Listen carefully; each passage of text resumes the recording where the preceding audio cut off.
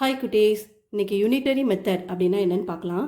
Unitary மெத்தட்லேருந்து question கேட்டாங்கன்னா எப்படி solve பண்ணணும் அப்படிங்கிறத ஸ்டெப் பை ஸ்டெப் பார்க்கலாம். Step 1, find the value of 1 unit. Use the given information to find the value of 1 unit. அதாவது கொடுத்துருக்க கொஸ்டினில் ஃபஸ்ட்டு நம்ம 1 யூனிட்டுடைய வேல்யூவை ஃபைண்ட் பண்ணணும். 1 யூனிட் வேல்யூ அப்படின்னா என்ன அப்படின்னா, ஃபார் எக்ஸாம்பிளுக்கு ஒரு கொஸ்டினில் 4 சாக்லேட்ஸுடைய ப்ரைஸ் ₹8 அப்படின்னு கொடுத்துருக்காங்க. 3 சாக்லேட்ஸுடைய ப்ரைஸ் என்ன அப்படின்னு கேட்டிருக்காங்க.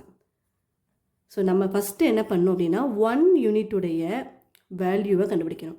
அப்போ இந்த கொஸ்டினில் 1 சாக்லேட் உடைய ப்ரைஸ் என்ன அப்படிங்கிறத கண்டுபிடிக்கணும். Next step 2, multiply to find the desired value. Once you have the value of 1 unit, அதாவது 1 சாக்லேட்டுடைய ப்ரைஸை நீங்கள் கண்டுபிடிச்ச உடனே அதை என்ன பண்ண சொல்லியிருக்காங்கன்னா மல்டிப்ளை பண்ண சொல்லியிருக்காங்க by the number of units needed. அதாவது நம்பர் ஆஃப் சாக்லேட்ஸ் எவ்வளோ நமக்கு இங்கே தேவை, 3 தேவை. ஸோ அது கூட மல்டிப்ளை பண்ண சொல்லியிருக்காங்க to find the final value answer. Next step 3 பார்க்கலாம். In unitary method, we find the value of 1 by dividing. அது யூனிட்டரி மெத்தடில் நம்ம ஒரு குவான்டிட்டியுடைய வேல்யூ கண்டுபிடிக்கிறதுக்கு நம்ம என்ன செய்யணும் அப்படின்னா டிவைட் பண்ணணும். அதாவது ஃபார் எக்ஸாம்பிளுக்கு 1 சாக்லேட், 1 பிஸ்கெட், இல்லை 1 ஆப்பிள், அதோட என்ன கண்டுபிடிக்கணும் அப்படின்னா அமௌண்ட், ப்ரைஸ் கண்டுபிடிக்கிறதுக்கு நம்ம டிவைட் பண்ணோம். And then find the value of many quantity கண்டுபிடிக்கிறதுக்கு, அதாவது many mangoes, many bananas கண்டுபிடிக்கிறதுக்கு நம்ம என்ன பண்ணணும் அப்படின்னா மல்டிப்ளை பண்ணி கண்டுபிடிக்கணும் அப்படின்னு சொல்லியிருக்காங்க. This steps very important. So இதை அண்டர்ஸ்டாண்ட் பண்ணிக்கோங்க. நெக்ஸ்ட் கொஸ்டின்குள்ளே போகலாம். If 5 pencils cost ₹20, what is the cost of 7 pencils? First கொஸ்டினை கேர்ஃபுல்லாக ரீட் பண்ணி அண்டர்ஸ்டாண்ட் பண்ணிக்கணும். அதாவது என்ன கொடுத்துருக்காங்க, என்ன கேட்டிருக்காங்க அப்படிங்கிறத தெரிஞ்சுக்கணும். இப்போ பார்ப்போம். இங்கே என்ன கொடுத்துருக்காங்கன்னா 5 பென்சில்ஸுடைய காஸ்ட் கொடுத்துட்டாங்க. ஸோ நம்ம எழுதிக்கலாம் காஸ்ட் ஆஃப் 5 பென்சில்ஸ் என்ன கொடுத்துருக்காங்க, ₹20.